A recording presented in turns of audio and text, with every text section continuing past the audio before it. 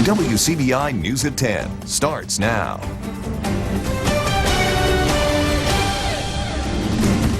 Good evening and thank you for joining us tonight. I'm Cash Matlock. A Columbus driver was taken to the hospital this afternoon after a two-vehicle crash on Main Street. The wreck happened across from the Salvation Army around 3 p.m.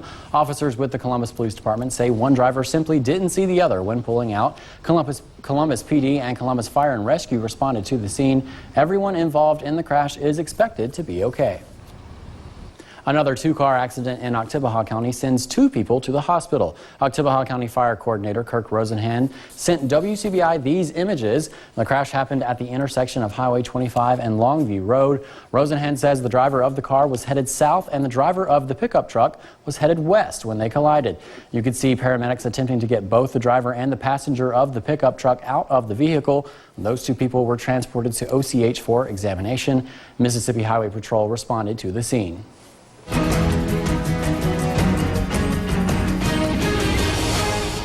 A Starkville man was transported to North Mississippi Medical Center in Tupelo after being hit by a vehicle late Friday night. Corporal Brandon Lovelady with Starkville Police Department says the incident happened on Highway 12 near South Montgomery Street around 10:30 p.m. The condition of the victim is not known at this time. No arrest has been made in relation to the incident. Lovelady says the issue is still under investigation. And take a look at this photo sent in by Deputy Dylan Cates with the Webster County Sheriff's Department. He says a truck driver from Dollar General was attempting to back the truck into the Mathiston location parking lot when he accidentally drove the trailer into a ditch. And Cates says no one was injured during the accident and there was no property damage. A wrecker was called to the scene to help get the rig out of the ditch. Well, National Night Out on Crime is celebrated annually by millions of people and communities across the United States. Our Stephanie Poole found out how beneficial it is to get to know the folks in your community. 2 communities in mourning following a pair of violent attacks this weekend that killed nearly 30 people. Shots fired! One more shot fired! In Dayton, Ohio, an overnight bringing everyone together for a safer community. On Saturday, hundreds of people gathered in West Point for the first National Night Out on Crime. Event coordinator Sherelle Drake says West Point decided to participate to bring back a true sense of community. Our purpose is to let the children know what agencies that we have that are available to them in the event that something happens in our community. West Point Police and Sheriff Department helped fund the event, along with donations from State Representative Carl Gibbs and Progressive Foundation of Clay County. Through those efforts, Night Out on Crime provided families with knowledge of officers and resources available in West Point. This is an opportunity for them to have one-on-one conversations with our law enforcement providers, for them to speak directly to them rather than just seeing them passing on the streets. Captain Virginia Rich of West Point Police says it's events like these that guide people to community awareness. Our citizens to come out and get to know their neighbors. And this is how we want them to be able to take back their neighborhoods. And this is how you do it. This is how you combat crime. Drake says through local donations, families received backpacks and school supplies for the upcoming school year. There's so many children who don't have the necessities like books, bags, paper, pencils. We had over 800 book bags, and as you can see, they're all gone. So it's definitely an impact. No child in West Point should start school without a book bag this year. Drake says her city will continue to push forward. Reporting in Clay County, Stephanie Poole, WCBI News. Drake also says the next National Night Out on Crime in West Point will take place on the 1st and 2nd week in August of 2020. It's time now to take a first look at our forecast with meteorologist Kendall Smith. Hey, Kendall. Hey, Cash. Well, we saw some showers and thunderstorms roll through our area earlier this afternoon and evening. Check out this picture sent in to us by Sarah Waldrop Clark of a storm making its way through Cedar Bluff, Mississippi earlier this afternoon, but they left behind a pretty nice rainbow. This picture was sent in to us from Valerie Phillips of a rainbow in Starkville, Mississippi near OCH Hospital. So if you ever get any neat pictures like this, make sure to send them in to us at WCBI Weather on all social media platforms. We would love to see them. So on Doppler radar, all that shower and thunderstorm activity that we saw earlier this afternoon and evening is since starting to push out of our area, leaving us with partly cloudy skies as we go throughout your overnight hours. Now, this is taking a live look in downtown Columbus on our Alpha Insurance Sky Camera, where temperatures are currently sitting in the low to mid 70s area-wide, 72 here in Columbus, 70 in Starkville, and 72 in Winona. And as we go throughout your overnight hours, temperatures will dip down into the low 70s with partly cloudy skies expected. All right, thanks, Kendall. Well, on the national front, investigators are releasing new details into this weekend's violent attacks that killed nearly 30 people in El Paso, Texas. 21-year-old suspected shooter Patrick Crucius is now facing state capitol murder charges, and the shooting is now being investigated as domestic terrorism and a possible hate crime. Meanwhile, in Dayton, Ohio, authorities have identified the man accused of killing 9 people, including his own sister, as 24-year-old Connor Betts. Melissa Rainey has the latest on the 2 investigations. 2 communities in mourning following a pair of violent attacks this weekend that killed nearly 30 people. Shots fired. Downtown. One more shot fired. In Dayton, Ohio, an overnight attack at a popular nightclub killed 9 people and injured 27 others. People just started running. They started pushing us out the back door into the alley out the back. The mayor says authorities responded quickly and killed the 24-year-old gunman less than a minute after he began firing. He had additional magazines and he was wearing body armor. 13 hours earlier and 1,600 miles away in El Paso, a community already reeling with a tragedy of their own. A 21-year-old suspect gunned down shoppers at a Walmart, killing 20 and injuring more than 24 others. The injuries that we saw here were very, very significant injuries. Authorities are looking into a racist and anti-immigrant document posted online that's believed to be written by the shooter. Prosecutors say the massacre is being treated as domestic terrorism. The state charge is capital murder, and so he is eligible for the death penalty. We will seek the death penalty. I'm Melissa Rainey reporting. Well, back on the local side of things, there's a new superintendent in the Okolona School District. Tonight, the community came together to welcome him. Our Tyler Hull has more on the story.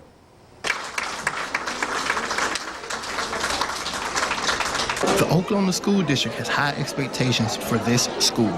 Those expectations were set by their new superintendent. This time next year, we should be an A or B district. And I believe that with my heart, soul, and mind. We have the people here. We have certified teachers in every classroom. We have great people in the district office staff. I feel that as a partnership with the community, we should be an A or B district. Chad Spence, who has seen success in the past as a principal, says that a major key is getting parents involved. Parental involvement is very important. We're going to find ways for parents to come out for PTO meetings. It can mean staying late or having functions on Saturdays. Spence also wants parents to know that students are safe when at school. Safety is #1 focus for this school year. We're going to make sure that our schools are safe from 7 to 7, from 7 until every day. They need to feel that while they're at school, they're safe. Tyler Hull, WCBI News. The Okolona School District has an open house on Monday, August 5th. Well, it's almost time to get back in your regular school day morning routine. Coming up, some tips on how to make the start to your day a little bit easier. Stay with us. School is right around the corner, and that means no more sleeping in. It's time to get back to that morning routine. Here's this week's Mom to Mom. Today on Mom to Mom, we're getting the kids and you ready for that back to school routine. As you all know, summer kills the routines in the house. The first thing I do is I try to get them to bed on time like they would on a school night, as well as wake up on time like they would on a school morning, and trying to get them back into that breakfast routine of eating when they wake up on the go. And then it's also important to start a week before to make sure all your paperwork is completed, you've got your backpack, you've got your school supplies, and everything that's needed for that first day of school. It's the night before and those back to school nerves are in full gear, so you want to make sure you have the backpacks organized, you packed your lunches, you picked out your first day of school outfits, and more importantly, the thing that I always afraid of them forget is to set the alarm. One thing that's so important are those back to school pics, so you want to make sure your phone's charged for all those great pictures you're going to take. Now that the backpacks are packed, the alarms are set, the cameras are charged, it's the first day of school. We want to make sure that we wake up on time so that we're not rushing around like I always have to do. And we have fun. That's the most important thing. Let's make this school year fun and let's send them off with a bang on their first day. So moms, I would love to see your all's first day back to school pics. So go to my Mom to Mom Facebook page and post those pictures for me. Good luck on your first day. I'll see y'all next week. Dwayne Johnson hit theaters this weekend in a Fast and Furious franchise spinoff. Rick Damagella tells us how Hobbs and Shaw did at the box office. Just put them in the wardrobe, all right? What's it gonna hurt? Then if you need them, you got them, all right? Quentin Tarantino's Once Upon a Time in Hollywood dropped to third place this weekend on ticket sales of just over $20 million. Oh no, it's a little lion! That is not a lion. Well, then go check it out. What is it? That is not a lion. It's a furry bird. It looks like a lion. The Lion King abdicated its throne, falling into second place with $38.2 million, bringing its 3-week reign at the domestic box office to over $430 million. Worldwide, The Lion King has grossed $1.2 billion. Tell me just what in the fresh turkey hell we're dealing with here? Hobbs and Shaw raced to a first-place finish. The spin-off of the Fast and Furious franchise scored a $60.8 million domestic debut. The movie pulled in an additional $120 million at the international box office, giving Hobbs and Shaw a global bow of over $180 million. In Hollywood, I'm Rick Damagella. Hobbs and Shaw's debut is less than the previous movie in the franchise, The Fate of the Furious, which opened to $98 million in 2017. Well, no big changes are in store for us as we head into the beginning of next week with highs each day in the low 90s and the chance to see some scattered showers and thunderstorms. More on those details coming up next. Tonight's weather is brought to you by Parker McGill. For service, selection, and savings in the Golden Triangle, it's the Parker McGill way. Parker McGill, Starkville, and Parker McGill West. Your first alert AccuWeather forecast with meteorologist Kendall Smith. Well, the showers and thunderstorms we saw earlier today left behind beautiful sunsets. Take a look at this time lapse in downtown Louisville, Mississippi on our Alpha Insurance Sky Camera. Check out all those beautiful colors, pinks, oranges, yellow. We saw it all downtown Mississippi in Louisville earlier this evening. So hopefully you were able to get out and about and see some sunsets. This picture was sent in to us by Liz Guyton of a Blooming Grove sunset. So if you ever get any neat pictures like this, make sure to send them in to us. We would love to see them as well as share them on air. So on Doppler radar, all that shower and thunderstorm activity we have seen is starting to push off to our east, leaving us with partly cloudy skies as we go throughout your overnight hours. So a pretty nice evening is in store for us. Temperatures will dip down into the low 70s with our dew point sitting at 72 or 70 right now in Columbus on our Alpha Insurance Sky Camera. So it is pretty hot and muggy if you do happen to be out and about at this time. And we're seeing temperatures much of the same, low to mid 70s. 70 in Amory is our cool spot, 74 a little warmer in Tupelo, 73 up in Corinth, 70 cooler in Starkville, and 72 in Louisville. Now as we go throughout your overnight hours, temperatures will dip down into the low 70s with partly cloudy skies expected. We can't rule out the chance to see an isolated shower or two, mainly before 11 p.m. and winds will be calm out of the southeast around 5 miles an hour. So we're seeing partly cloudy skies out there. Those clouds do start to increase as you head into your morning hours. By the time you're waking up, we're seeing mostly cloudy skies, and then by lunchtime and going into your afternoon, we could see an isolated shower or two starting to pop up. And that's going to stick with us as we go throughout the remainder of your afternoon, but that will clear out. And I do want to mention that most of us will stay dry for tomorrow, and then we look to be dry for your overnight as well. So taking a look at our temperature trend over the next several days, we are going to be in the low 90s, and this is exactly where we should be for this time of the year. Average is 93 with a low 70s, so hey, this is exactly where we need to be.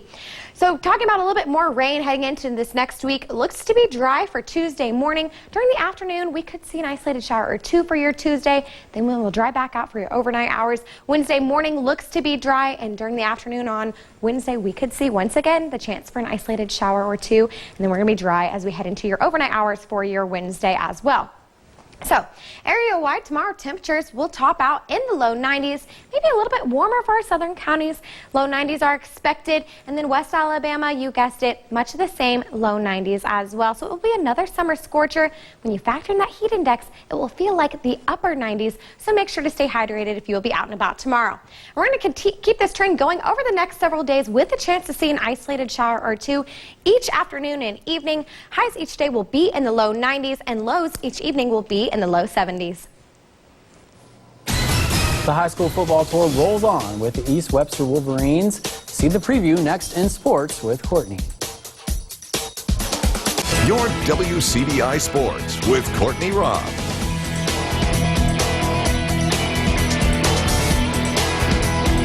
Our next up on the high school football tour stops in with East Webster. The Wolverines have been hard at work to build up an experienced group over the past year. This year, specifically, they're focusing on the little things to help find consistent success. East Webster is stop number 42 on our 60 in 60 marathon. WCBI's 60 Schools in 60 Days is brought to you by Sparklight. Step into the weight room at East Webster, and easily found is a group of Wolverines stressing the fundamentals. East Webster finished the 2018 season with a 6-7 record, a solid finish for a group of younger Wolverines. Head coach Ron Price says the slow start last season was necessary, and now he's ready to pick up the pace. We're still fairly young as a football team.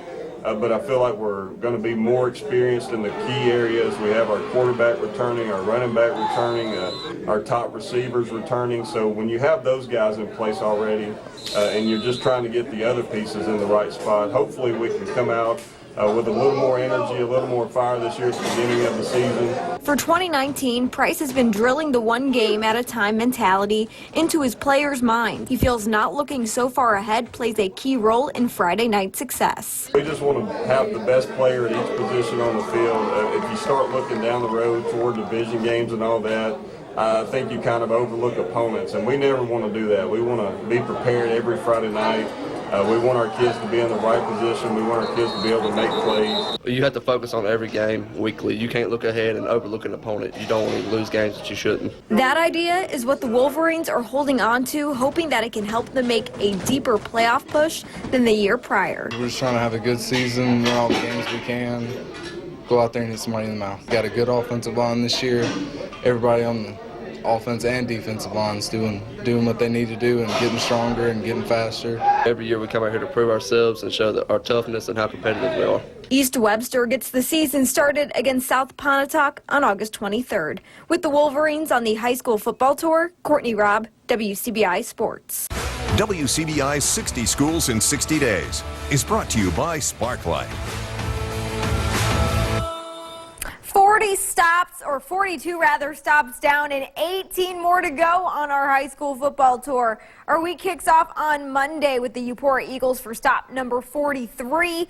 Then on Tuesday, we check in with North Pontotoc for stop number 44. Wednesday features the Pontotoc Warriors for stop number 45. And then on Thursday, we check in with the Cougars of South Pontotoc for stop number 46. So really just wrapping up all those Pontotoc schools in those few days this week. And of course, if you've missed any stops, you can check them out on our website at WCBI.com. One local golfer's journey hits close to home in many ways at the U.S. Women's Amateur. More on that when we come back after the break. Stay with us. Monday, the 119th U.S. Women's Amateur is set to begin at the Old Waverly Golf Club in West Point. Not only is it just a great event for the city, but for local golfers as well. For one local, the event brings her life full circle. Starkville native and current Ole Miss women's golf junior Connor Beth Ball is set to compete in the tournament. Ball gets the chance to compete on the green that she grew up on. She's set to tee off at 7:15 in the morning on Monday. Her second round tee time is 12:15 on Tuesday. We'll have more from the tournament coming up on Monday on WCBI. The Chicago Cubs hosting the Milwaukee Brewers this afternoon. Brewers take an early lead, top of the first. Christian Yelich with a solo homer to left center field. That's one way to set the tone for a ball game, I'll tell you that. Milwaukee leading by 1. Chicago wasting no time getting back in the game. Jason Hayward leads off with a solo homer to center. First pitch, first hit, and first run. It's all tied up at 1, folks. Bottom of the second, the Cubs kick it up a notch. Hayward with an RBI triple to right. David Bodie comes home to get Chicago the leading run. Then Nicholas Castellanos with the RBI infield single scores Hayward. And the Cubs lead in 3-1 after 2 innings. We head to the bottom of the 5th. The Cubs tack on another, Kyle Schwarber. Home runs are his middle name. Here's another to right field. The Cubs go up 4-1 now.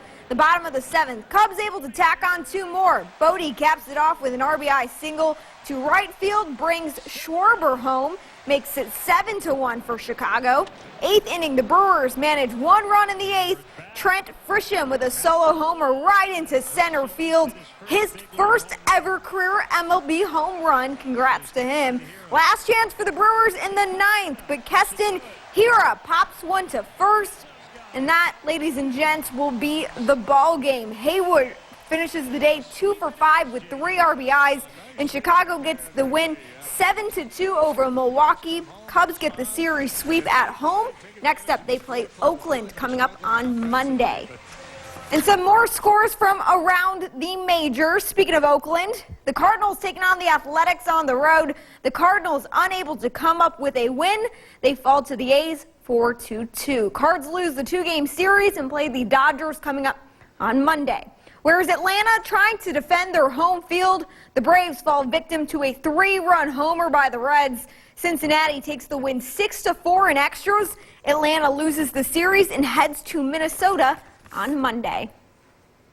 That's it for sports. We'll have a last look at your forecast when we come back after the break. Stay with us.